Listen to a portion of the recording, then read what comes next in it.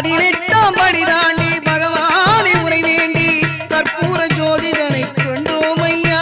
நாங்கள் கற்பூர ஜோதிதனை கண்டோம் ஐயா. மகர ஜோதியை கண்டு மனமான சரணம் போட்டு மகர ஜோதியை கண்டு மனமான சரணம் போட்டு மணிகண்டா உன் பெருமை அறிந்தோம் ஐயா. மணிகண்டா உன் பெருமை அறிந்தோம் ஐயா. சாமியே சரணம் ஐயப்பா சரணம் சுவாமியே சரணம்